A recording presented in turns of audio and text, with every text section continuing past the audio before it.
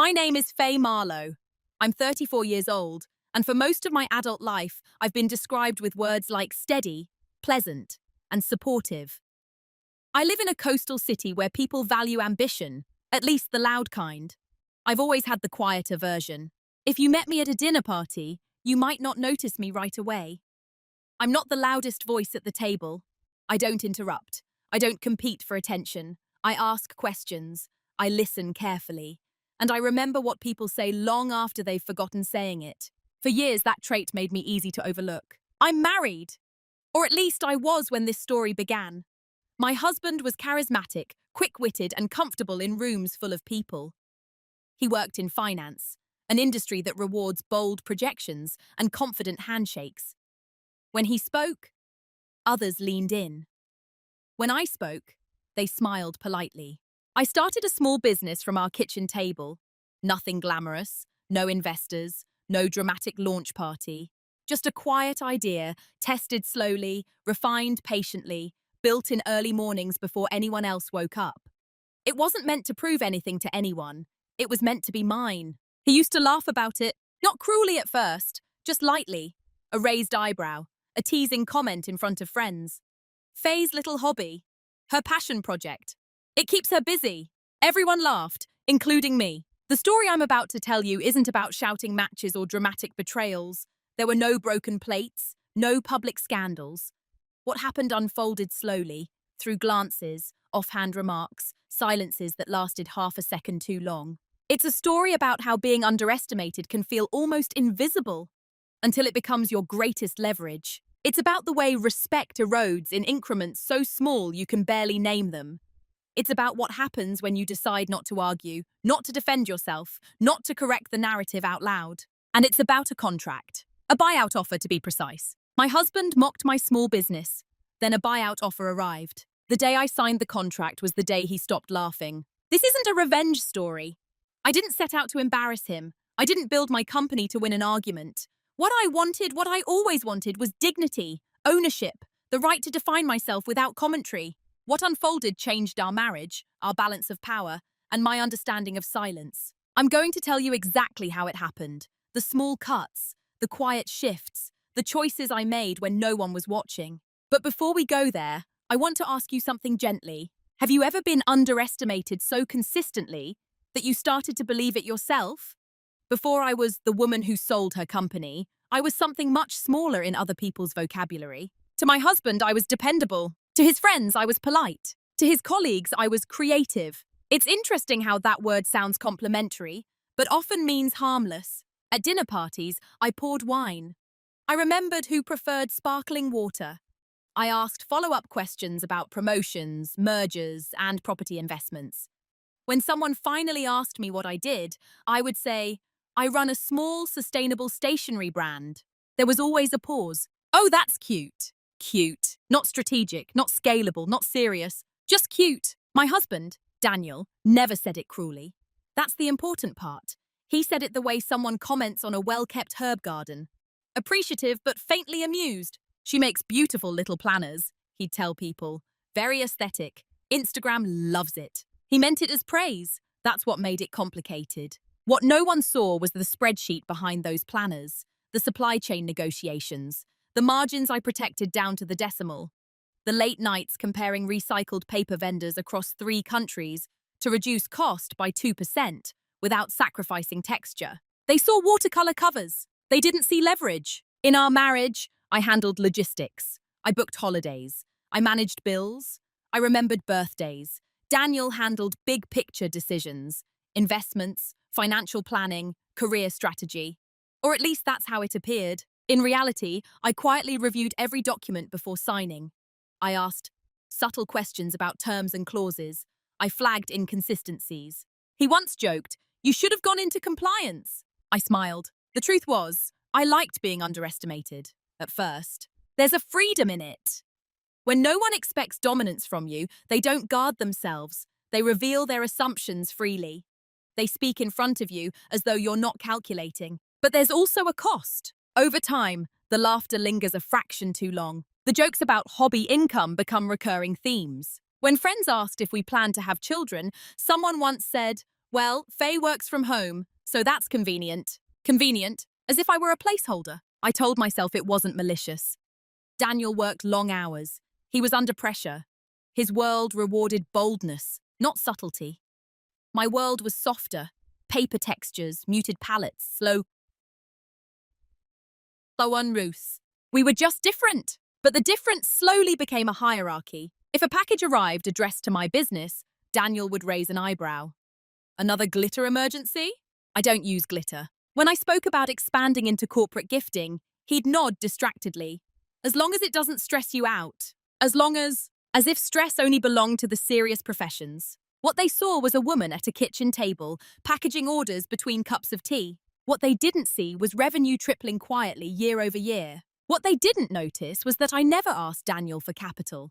Not once. What they didn't realize was that my little brand had zero debt. I didn't correct them, because invisibility, when handled carefully, becomes information. And information becomes power. At that stage, though, I hadn't fully decided what to do with it. I was still playing the role they assigned me. Supportive wife, creative hobbyist, gentle presence in the background. I smiled at the jokes. I kept my journal updated, and I watched. The first small cut didn't look like a cut at all. It happened on a Thursday evening, early autumn. We were hosting two of Daniel's colleagues and their partners. I remember the smell of roasted rosemary and lemon drifting from the kitchen. I had set the table with linen napkins I'd stitched myself. Subtle, understated, intentional. Dinner was pleasant. Safe topics, property markets, promotions. Someone mentioned launching a fintech startup, and the energy at the table sharpened instantly. People leaned forward, voices overlapped. Daniel thrived in that atmosphere. At some point, one of the partners turned to me. "And what about you, Faye? Still doing your planners?" She smiled kindly. Genuinely, not condescending. Just curious in that slightly distracted way people are when they don't expect a complicated answer. "Yes," I said. "I've just signed a wholesale agreement with 3 independent bookstores in London." I was proud of that. It had taken months of negotiation. I'd adjusted production schedules, redesigned packaging for retail display, and recalculated margins twice. Before I could say more, Daniel laughed lightly. "She negotiates like she's running a Fortune 500, he said, shaking his head with fond amusement. "It's adorable. Adorable." Everyone laughed, including the woman who'd asked the question. I felt it then. Not a stab, not anger, just a quiet tightening in my chest, like fabric pulled slightly too taut. It wasn't what he said. It was the framing. He turned my competence into a personality quirk. He didn't mean harm. I could see that clearly. In his mind, he was praising me, highlighting how seriously I took something small. But in that moment, I understood something uncomfortable. He genuinely believed my business was small in significance, no matter the revenue. Later that night, when everyone left and the dishes were stacked in the sink, I said gently, "Why did you call it adorable?" He frowned, confused. "What? My negotiating." He leaned against the counter. "Faye, come on!" I was being supportive. "I know."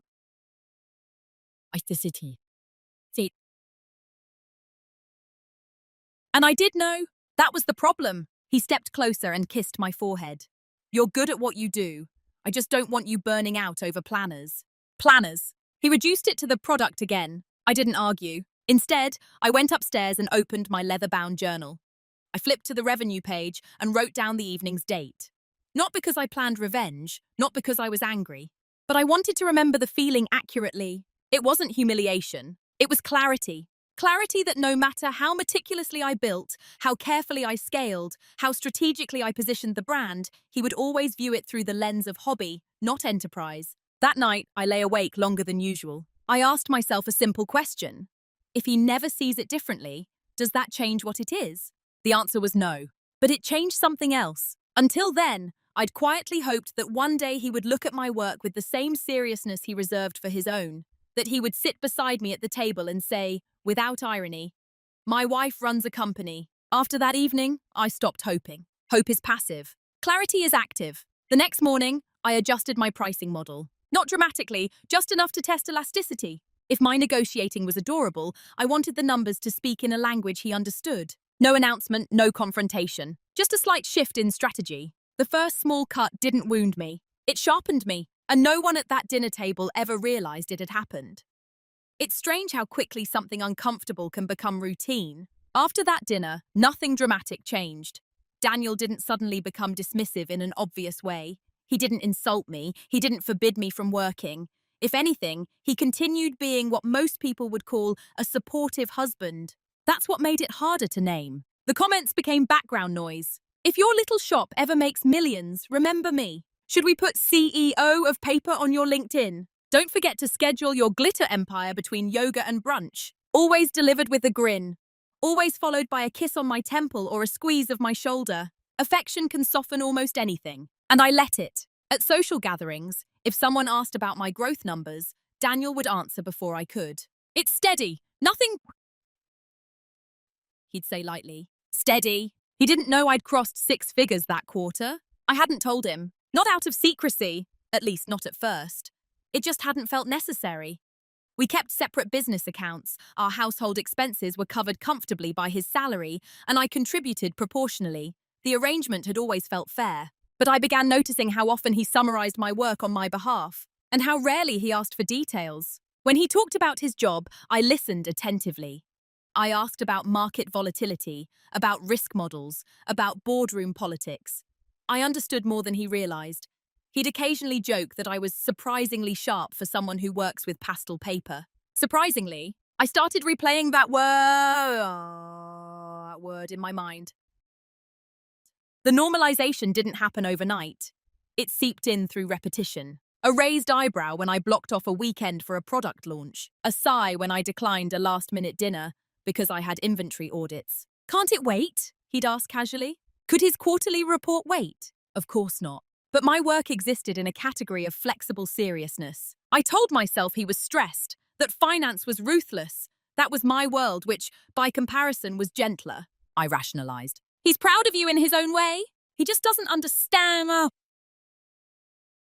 industry. He's teasing, not belittling. And every time I rationalized, I participated in the normalization. That realization didn't come immediately.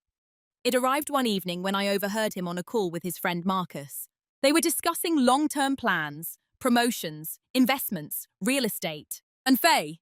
Marcus asked faintly through the speaker. Daniel laughed softly. She's happy, keeps busy with her brand. Keeps busy? Not building, not scaling, not leading, just occupied. I stood in the hallway, not angry, not crying, just very still. I understood something crucial in that moment. The narrative he shared with the world about me was comfortable for him. If my work was serious, then my time was valuable. If my time were valuable, then my boundaries would eventually harden. And if my boundaries hardened, the dynamic of our marriage would shift. It was easier for both of us to treat my ambition as decorative, and I had allowed it because confrontation felt dramatic. I don't like drama. I prefer structure.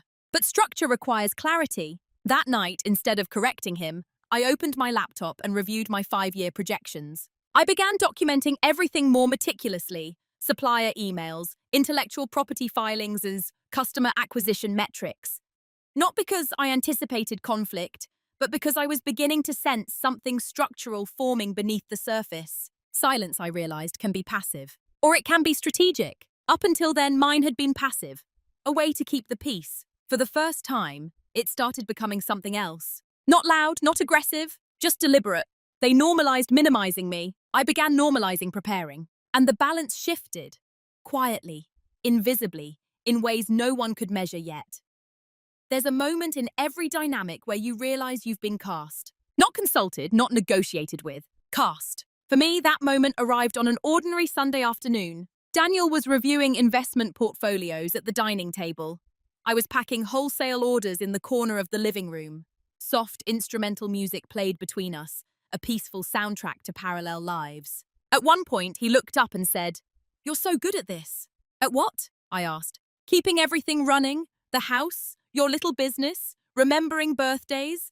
I don't know how you juggle it all." It sounded like appreciation, but something in the phrasing stopped me. Keeping everything running. Not building, not leading, not strategizing. Maintaining. I suddenly saw the outline of the role I'd been assigned. I was the stabilizer, the emotional temperature regulator, the low-risk, low-drama constant. Reliable, useful, invisible. In his professional world, there were visionaries and decision-makers. In our personal world, I had become infrastructure. Infrastructure is essential, but it isn't credited. When friends needed event planning advice, they called me. When someone forgot an anniversary gift, I had a solution. When Daniel needed a calm presence after a volatile meeting, I listened without interrupting. And in exchange, I received what I'd been conditioned to value: stability, affection, predictability. I began asking myself a difficult question. Had I ever corrected the role? Or had I performed it so flawlessly that it became permanent? It's uncomfortable to admit, but part of me enjoyed being indispensable in quiet ways. There's control in that. When you manage details, you manage outcomes. But indispensability without acknowledgement slowly erodes into expectation. One evening, at a networking event, Daniel introduced me to a senior partner. "This is Faye," he said warmly. "She runs a creative side business from home." Side business. I watched the partner's eyes shift. Polite interest replaced by casual dismissal. I smiled, extended my hand, asked about his expansion into European markets. He blinked, surprised I knew about it. "Oh," he said slowly. "You follow finance?" "I follow structure," I replied. Daniel laughed lightly again. "See? Surprisingly analytical." There it was. Surprisingly. On the drive home, I didn't confront him. Instead, I observed something else. He genuinely didn't see the pattern. To him, these were affectionate descriptors. To me, they were boundaries drawn without my consent. When you're labeled supportive long enough, your ambition begins to look like a disruption. And I wasn't ready to disrupt. Not yet. Instead, I made a small adjustment.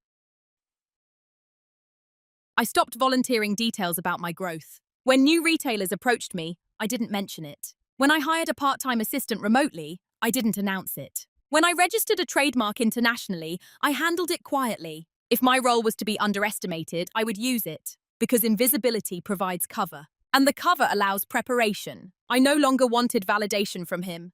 That desire had quietly dissolved. What I wanted was autonomy without commentary. There's a difference. One night, as I updated my leather-bound journal, I wrote a sentence I still remember clearly. "If they need me to be small to feel large, I will grow without needing them to notice." It wasn't resentment. It was alignment. The role they assigned me no longer defined me. It simply described how they saw me, and that distinction changed everything. The shift didn't come with an argument. It came with a spreadsheet. It was a rainy Tuesday morning. Daniel had already left for work, moving through the house with his usual efficient rhythm: espresso, tailored suit, briefcase, a quick kiss on my cheek. "Don't work too hard on the empire," he'd joked lightly. I smiled as always. When the door closed, the house settled into quiet. Rain tapped against the windows. I opened my laptop and pulled up my quarterly numbers. I had been tracking growth carefully for years, but that morning I decided to look at it differently. Not month to month, not quarter to quarter. 5-year trend. The graph rose steadily. No dramatic spikes, no viral miracle moments, just consistent upward movement. Revenue had increased 312% since I'd started. Wholesale now accounted for 40% of sales. My email list had grown beyond what most brands of my size managed organically. Repeat purchase rate was high. Customer acquisition costs were decreasing. There was nothing cute about those metrics. For the first time, I viewed my company not as a creative extension of myself, but as an asset with valuation potential. That thought changed the temperature in my chest. I opened a new document and titled it Strategic Options. Not dream goals, not future plans. Options. I researched acquisition patterns in boutique lifestyle brands. I studied buyout structures, partial equity, full acquisition, and earnouts. I wasn't planning to sell, but I wanted to understand what selling would mean. Midway through that research, something subtle clicked into place. If I built this correctly, if I protected margins, strengthened intellectual property, diversified revenue streams, then my business would one day speak in a language Daniel respected. Not emotionally, financially. And the most important realization wasn't about him. It was about me. Until that morning, part of my drive had been unconscious, proving I was serious, proving my work mattered. But as I studied the data, I felt something unexpected. Detachment. I no longer needed him to understand. I only needed the structure to be sound. The shift was internal, calm, almost clinical. Later that evening, Daniel mentioned a colleague's startup that had just secured a buyout offer. 7 figures, he said, impressed. Now that's a real exit. A real exit. I felt no sting this time, just clarity. I'm glad for them, I replied. He didn't ask about my day. I didn't offer details. Instead, after he went to bed, I reopened my document and began drafting a 3-year growth roadmap. Not aspirational, operational. Increase wholesale footprint nationally. Strengthen brand positioning around sustainability. Develop proprietary design templates that could not be easily replicated. Formalize contracts. Clean accounting. Audit everything. If opportunity ever knocked, I wanted no vulnerabilities. The day something shifted wasn't loud. There were no tears. No dramatic realizations in the mirror. Just a woman at a desk, studying her own numbers as if she were evaluating someone else's company, and deciding she would treat it that way from now on. Not a hobby, not a passion project, an asset. And assets, when structured correctly, create choices. That night, as I closed my journal, I didn't write about Daniel. I wrote about valuation multiples, because the most powerful shift wasn't emotional, it was strategic. Silence feels different when it's no longer about avoidance. Before, I stayed quiet to keep the peace. I didn't correct Daniel because I didn't want tension in the air. I didn't elaborate on my numbers because I didn't want to appear defensive. But after that Tuesday morning, my silence changed texture. It became selective. Daniel continued joking about my empire. His colleagues continued asking if I enjoyed working from home. The external narrative remained exactly the same. The internal dynamic did not. When he would say, "As long as it's not stressing you out," I stopped reassuring him. I simply nodded. When he summarized my business casually at events, I no longer rushed to add detail. I didn't defend it. I didn't shrink it. I let his words stand. Not because I agreed, but because I no longer needed to negotiate perception in public spaces. Silence, when chosen deliberately, creates asymmetry. They assume you are static. You are not. Round that time, I made 2 decisions without announcing either. First, I hired a freelance operations consultant to review my back-end systems, quietly, paid from retained earnings. Second, I opened a separate investment account under my business entity, not for spending, but for stability. Liquidity creates leverage. Daniel didn't notice. Why would he? In his mind, nothing had changed. We still hosted dinners. We still shared weekend walks along the seafront. We still looked, from the outside, like a balanced couple, his ambition bold and visible, mine gentle and contained. But something subtle was happening beneath the surface. When someone underestimates you, they lower their guard. Daniel began speaking more freely about his work frustrations, about the internal politics, about the volatility in his sector, about the pressure of performance reviews. I listened, but this time I also observed, not to exploit, not to compete, simply to understand the structural contrast. His career depended on approval cycles, on market forces he couldn't control. Bonuses fluctuated, promotions required alignment. My business depended on systems I designed. Control feels different when it's built, not granted. One evening, he mentioned considering a job change. "It's risky," he said, "but the upside could be huge." "Is the downside manageable?" I asked calmly. He shrugged. "We'd be fine.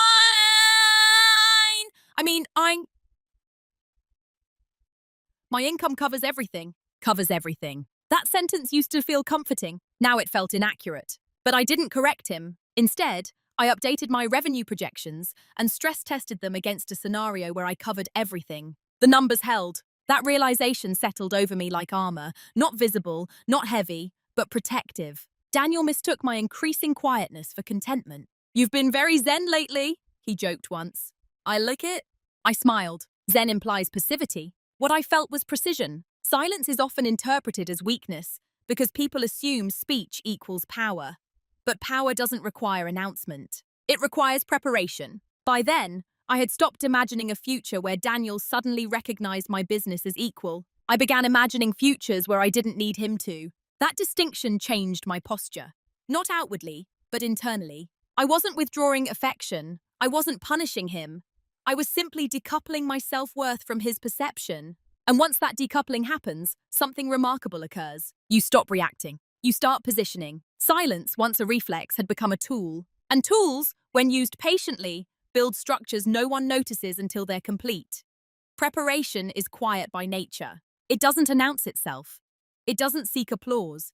It looks from the outside, like routine. From Daniel's perspective, nothing dramatic was happening in our home. I still worked at the dining table some mornings. I still packed orders in the spare room. I still stepped away to make tea in the afternoon. What he didn't see were the layers accumulating beneath those routines. I began auditing everything. Every supplier contract was reviewed and renegotiated where possible. I diversified vendors so that no single disruption could destabilize production. I documented workflows step by step, as if I were preparing to hand the company over to someone else. Not because I planned to, because optionality requires readiness. I registered additional intellectual property protections, design patterns, brand elements, and even proprietary packaging layouts. I consulted a solicitor quietly to ensure trademarks extended across key European markets. No announcement, no celebratory post, just filings. I strengthened the data. Customer lifetime value, churn rates, seasonal trends. I mapped purchasing behavior against marketing channels and cut the least efficient 20% of spend. Profit margins improved without increasing volume. Daniel noticed none of it. He noticed when I changed the couch cushions. He noticed when I switched coffee brands. But back-end restructuring, invisible. I also began something more subtle. I documented every interaction that involved my business in our shared spaces, not as ammunition, as context. If Daniel dismissed a late-night work session as overkill, I noted the date. If he referred to my revenue as pocket money, I wrote it down without commentary. Patterns reveal themselves when you stop arguing with them. Around that time, a mid-sized eco-lifestyle retailer reached out about a collaboration. They weren't a giant conglomerate, but they were established, respected. The negotiation lasted 3 months. I handled it alone. The contract terms included revenue sharing, exclusivity clauses, and performance benchmarks.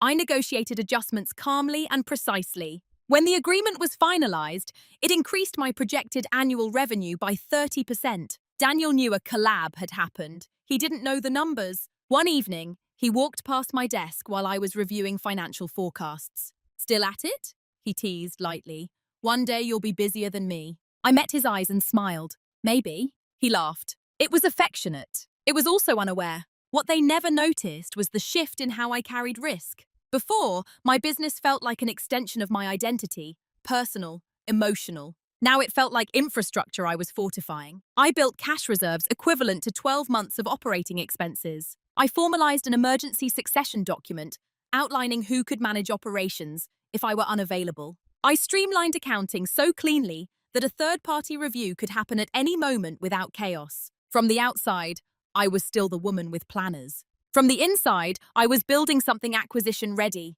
But the most important preparation wasn't financial. It was psychological. I stopped needing applause. I stopped rehearsing imaginary conversations where Daniel would finally say, "I underestimated you." Instead, I rehearsed boardroom-style explanations of valuation models, alone, in my office, as if one day someone would ask. Preparation without expectation creates calm, and calm over time becomes confidence that doesn't require validation. Daniel continued to believe he was the structural backbone of our household. He wasn't wrong, but he wasn't entirely right either. And what he never noticed was that the foundation had quietly doubled. He thought he was standing on solid ground. He didn't realize I had poured my own. The email arrived on a Wednesday afternoon. Subject line, exploratory partnership inquiry. I almost ignored it. By then, I received dozens of collaboration proposals each month. Most vague, many unserious. But something about the sender's domain made me pause. It belonged to a well-positioned, sustainable lifestyle group, expanding into curated paper goods. They weren't asking for a discount code collaboration. They were asking if I had ever considered acquisition. The word sat on my screen longer than I expected. Acquisition. Not a partnership, not a feature. Acquisition. I didn't react outwardly. I didn't gasp or call anyone. I read the email 3 times, slowly, clinically. They had been tracking my growth for over a year. They cited specific metrics, repeat customer rate, brand retention, and wholesale positioning. They referenced my European trademark filing. That detail made me lean back in my chair. They had done their homework. This wasn't a random inquiry. It was intentional. For a moment, something inside me softened. Not pride exactly, but recognition. Someone outside my immediate circle saw the structure. Not the watercolor covers, not the aesthetic. The infrastructure. I didn't tell Daniel. Not because I wanted secrecy for its own sake, but because I needed clarity first. If I told him immediately, the conversation would become emotional, speculative, hypothetical. I wanted facts. Over the next week, I engaged in careful correspondence. non-disclosure agreements, preliminary financial disclosures, high-level valuation discussions. Their initial valuation range was conservative but serious. Serious enough that my breath slowed when I calculated the midpoint. It was more than Daniel's annual compensation, more than our shared savings, more than I had ever imagined saying out loud. But here's the part that surprised me most. I didn't feel euphoric. I felt calm, because by the time the offer arrived, I had already structured myself to withstand it. I reviewed my documentation folders. Clean, organized, auditable. I reviewed contracts. Secure. I reviewed cash reserves. Strong. If this moved forward, I would not be scrambling. That realization, more than the number, was the private reveal. I wasn't hoping to be chosen. I was prepared to evaluate. That shift in posture is subtle but profound. When you're desperate for validation, any offer feels like salvation. When you're prepared, an offer becomes an option. One evening, Daniel came home frustrated about market downturns. "Timing is everything," he muttered, loosening his tie. "If you misread it, you lose." I poured him tea and listened. Inside, I was calculating multiples. Not competitively, just factually. The world he respected, the language of valuation, exit strategy, asset transfer, was now sitting quietly in my inbox. But I didn't need to announce it. Not yet. Because the real leverage wasn't the offer itself. It was the knowledge that I no longer required anyone's perception to validate my trajectory. The acquisition inquiry revealed something deeper than market value. It revealed independence. And independence, once realized privately, changes the way you stand, even if no one else notices. An offer, in its early stages, is flattering, but a decision is structural. Over the next month, the exploratory conversations became concrete. Financial statements were exchanged. Valuation models were discussed with more precision. They proposed a hybrid structure, partial upfront payment with a performance-based earnout over 2 years. It was generous. It was also binding. I printed the preliminary terms and spread them across my desk one evening after Daniel had fallen asleep. The house was silent except for the faint hum of the refrigerator downstairs. This was the point where many people imagine triumph. I didn't feel triumphant. I felt confronted with options. Option 1. Decline politely. Continue building independently. Maintain full ownership and control. Grow slowly, steadily, without outside oversight. Option 2. Negotiate further. Extract a higher valuation. Increase the upfront percentage. Protect creative direction. Option 3. Accept strategically. Secure financial independence in a single move. Transfer operational weight. Redefine my life trajectory. Each path had consequences, not just financially, but relationally. Because here was the unspoken truth. If I accepted, the dynamic in my marriage would change permanently. Not because money equals power in a simplistic way, but because the narrative would shift. I would no longer be the woman keeping busy. I would be the woman who executed an exit. And I had to ask myself something difficult. Was I ready for that shift? Not externally, internally. For years, I had lived within the role assigned to me. Reliable, steady, background strength. If I signed that contract, I would step fully into authorship of my own identity, publicly. No more minimizing language. No more affectionate jokes. Clarity would replace ambiguity. I poured myself a glass of water and walked to the window. The streetlights reflected faintly on wet pavement. Everything looked ordinary. My life looked ordinary, but it wasn't. I thought about Daniel's comment months earlier. Now that's a real exit. I didn't replay it with bitterness. I replayed it as data. What did I want? Not revenge. Not even validation. I wanted autonomy that could not be reframed. If I declined, my business would still grow, but I would remain inside a dynamic that subtly minimized it. That dynamic might evolve, but only reactively. If I accepted, I would create a structural shift no one could reinterpret. Irreversible choices are clarifying. I returned to my desk and opened my journal. On a blank page, I wrote 2 columns: fear and freedom. Under fear, I wrote change, tension, recalibration of marriage, public attention. Under freedom, I wrote liquidity, recognition, leverage, choice. I stared at the word choice longer than the others. Choice is the opposite of invisibility. The next morning, I emailed the acquiring company and requested a revised structure. Slightly higher upfront compensation, clearer brand stewardship protections. They agreed within 48 hours. That was my answer. When the terms returned, signed on their side, ready for my signature, I understood something with complete stillness. I was going to accept, not impulsively, not emotionally, but because it aligned with the infrastructure I had built quietly for years. Some decisions feel dramatic. This one felt inevitable. And once inevitability settles in, hesitation disappears. Once I decided to accept, everything became procedural. People imagine major life decisions unfolding with visible intensity. Arguments, emotional speeches, last-minute doubt. My experience was the opposite. It was paperwork. I engaged a solicitor, experienced in small business acquisitions. I requested a full review of every clause, earn-out triggers, intellectual property transfers, non-compete boundaries, and liability protections. I asked precise questions. I negotiated 2 minor adjustments in language that protected my creative authority during the transition period. No one outside that conference room knew. At home, nothing changed. Daniel discussed quarterly targets. I nodded. I cooked dinner. We watched a documentary one Sunday evening about market bubbles. He commented on how founders sometimes sell too early. Timing is everything, he said again. I agreed. And I knew my timing was correct. The due diligence process was thorough but smooth, because I had prepared for it long before I knew it would come.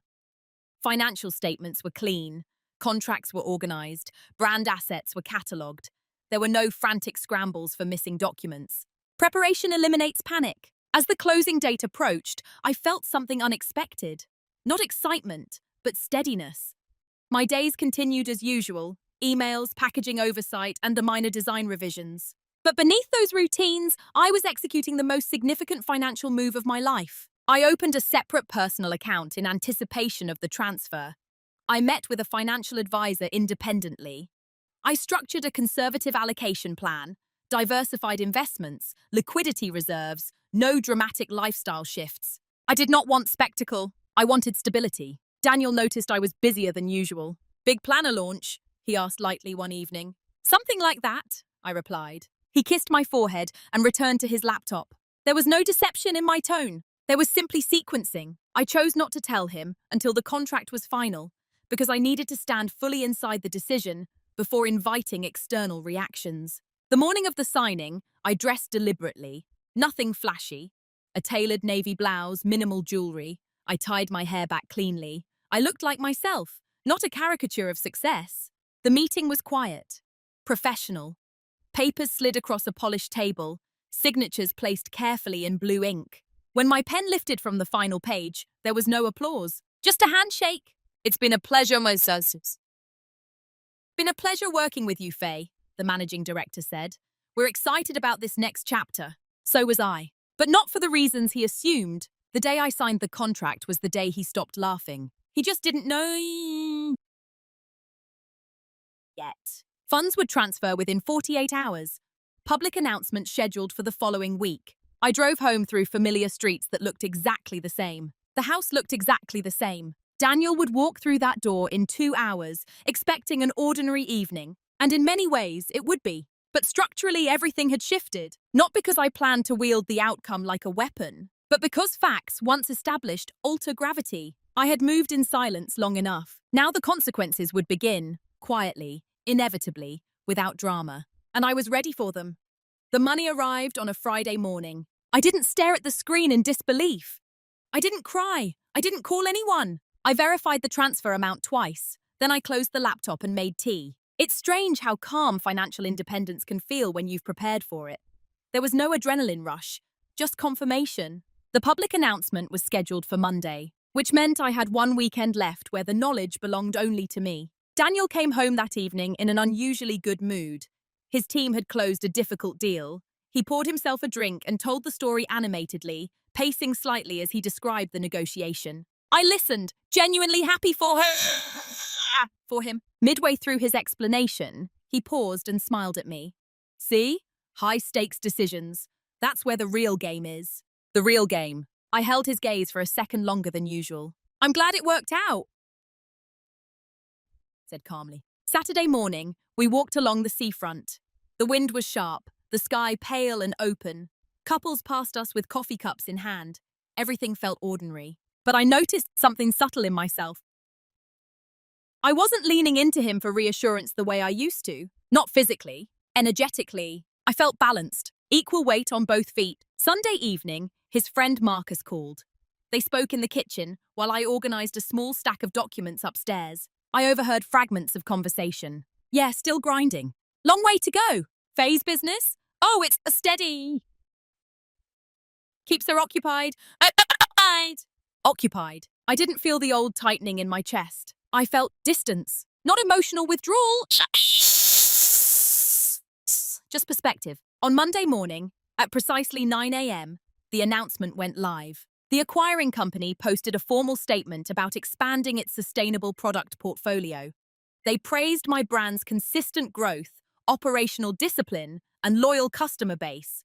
They used phrases like strategic acquisition and strong valuation alignment. My inbox began filling within minutes. Retail partners congratulated me. Customers sent kind messages. A few industry peers, people who had quietly watched from afar, wrote, "I always knew you were building something serious." I didn't respond immediately. At 9:17 a.m., Daniel's phone buzzed. He was at the dining table, scrolling absently through headlines before work. I watched the moment his posture changed. He blinked once, then twice. He looked at the screen longer than a casual article would require. "What is this?" he asked quietly. I met his eyes. "My company was acquired," I said evenly. He stared at me. "Acquired?" he repeated as if testing the word. "Yes." "By them?" He turned the screen toward me. "Yes." Silence filled the room. Not explosive, not dramatic, just heavy with recalibration. "You didn't mention this," he said slowly. "It wasn't final until today." He looked back at the article. "They're calling it a strategic acquisition." "They are." "And the valuation?" I didn't answer immediately, not to withhold, but because I wanted the number to land without emotion. When I told him, his jaw tightened slightly, not in anger, but in recalculation. The laughter that used to accompany my business disappeared in that instant. Not replaced by applause, replaced by awareness. He looked at me differently. Not as if I had transformed. As if he had misjudged the scale all along. Consequences don't always arrive as conflict. Sometimes they arrive in silence. And that morning, silence filled the space where humor used to live. The silence didn't explode into an argument. It settled. For the rest of that Monday morning, Daniel moved through the house differently. Slower, quieter. He reread the announcement twice, then a third time. He opened the acquiring company's website. He scanned the press release again, as if searching for context he had somehow missed. I continued answering congratulatory emails. Neither of us raised our voices. But something fundamental had shifted. By lunchtime, his phone had started buzzing. Not with market updates this time, but with messages. Marcus, 2 colleagues, a former university friend. I could tell by the way his jaw set when he read them. "Did you know about this? Your wife sold her company. Strategic acquisition. That's impressive." Impressive. The word carried a different weight than cute. He finally looked at me directly. "How long has this been in motion?" "Motion?" he asked. "A few months?" I replied. "And you didn't think to tell me?" The question wasn't angry. It was disoriented. I wanted to wait until it was certain.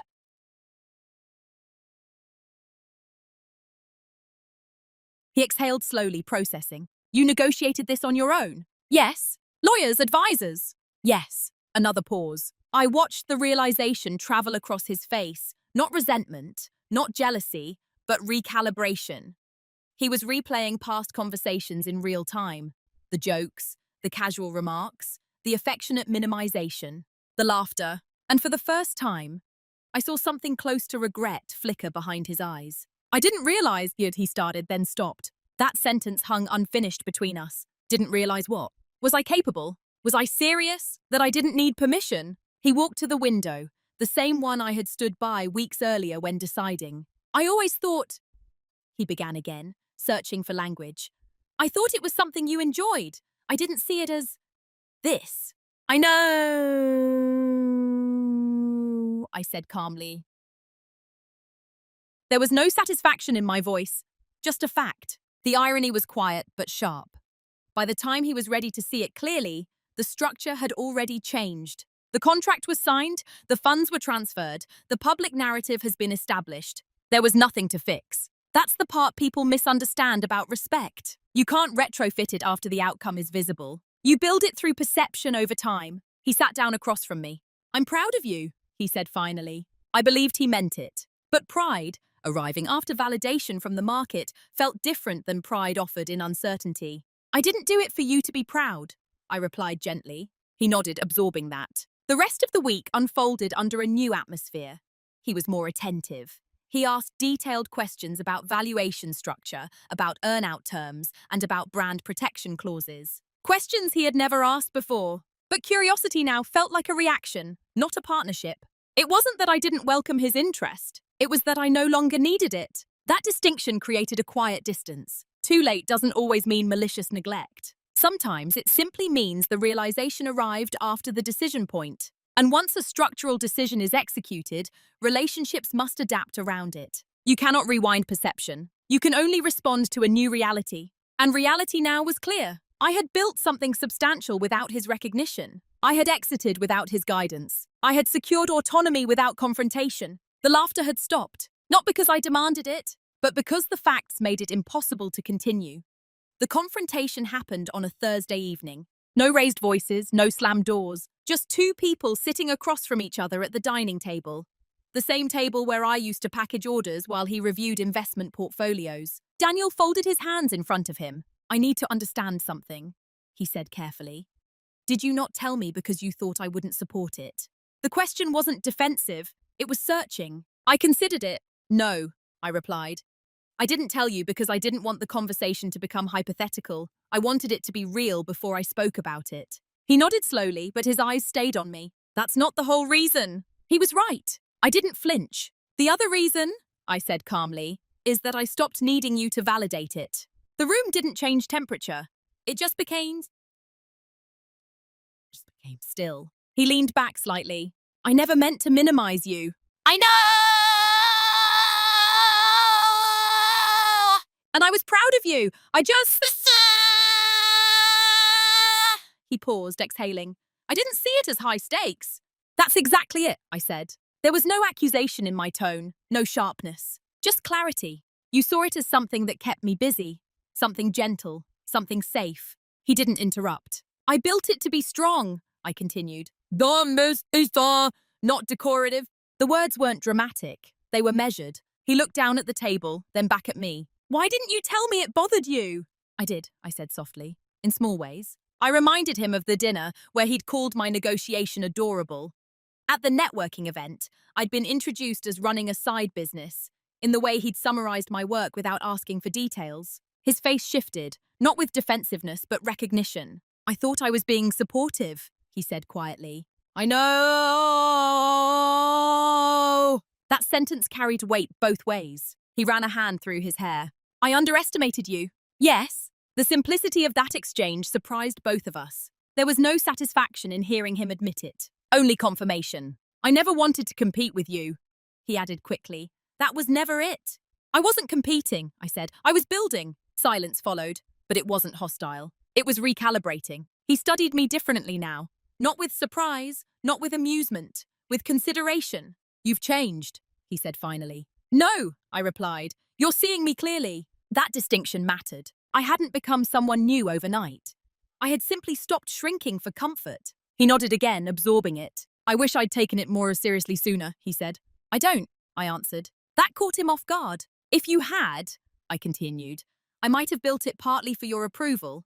Instead, I built it for structure. The room fell quiet again. There's a kind of confrontation that burns everything down. And there's another kind that removes illusion. Ours was the second. No insults, no ultimatums. Just two adults acknowledging that perception shapes power, and that power shifts when facts replace assumptions. He reached across the table and touched my hand. I'm proud of you, he said again. This time the words felt less like a reaction, but they were no longer necessary, because pride is pleasant. Respect is structural, and structure, once established, doesn't require applause.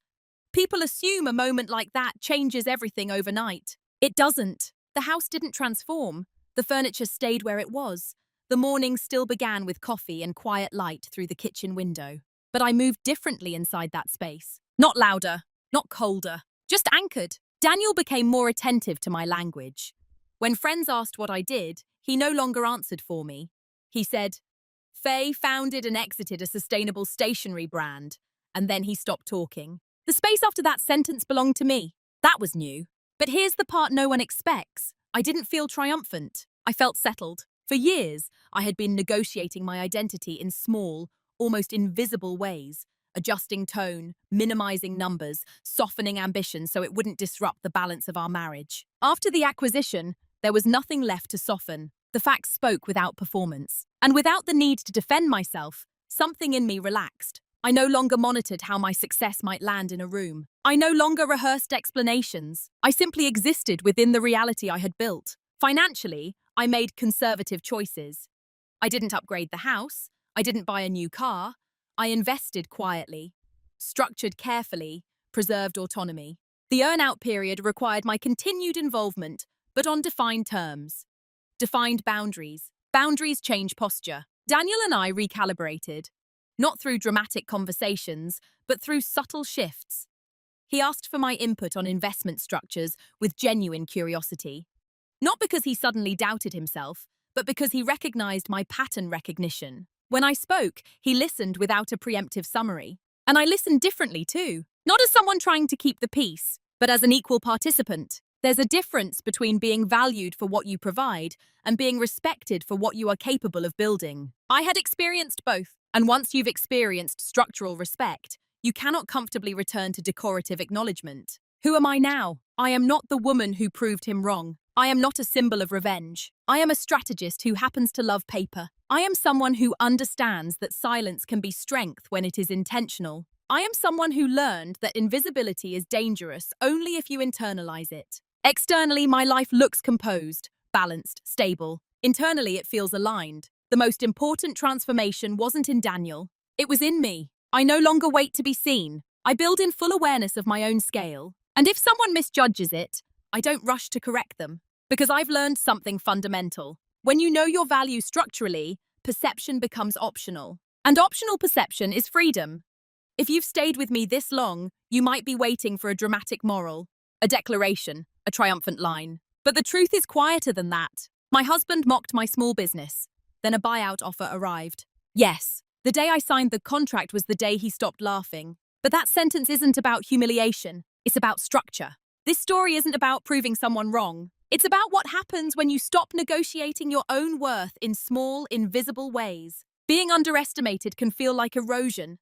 It chips at you gradually, not through cruelty, but through tone, through framing, through affectionate dismissal that sounds harmless on the surface. And if you're not careful, you begin to internalize it. You begin to shrink your language. You begin to soften your ambition. You begin to treat your own work as decorative. I almost did. What changed wasn't my husband's personality. It was my posture. I stopped building for applause. I stopped explaining for validation. I stopped hoping perception would catch up. And I built infrastructure instead. When the buyout offer arrived, it didn't create my value. It revealed it. By the time Daniel saw it clearly, I no longer needed him to.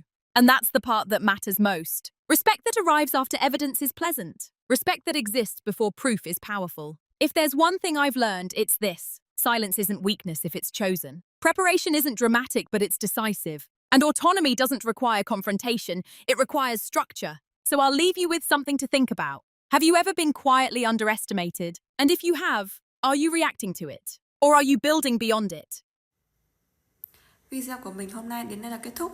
Nếu bạn thích video này, hãy cho mình xin một lượt like và một lượt đăng ký kênh. Hẹn gặp lại các bạn ở trong những video tiếp theo. Bye bye!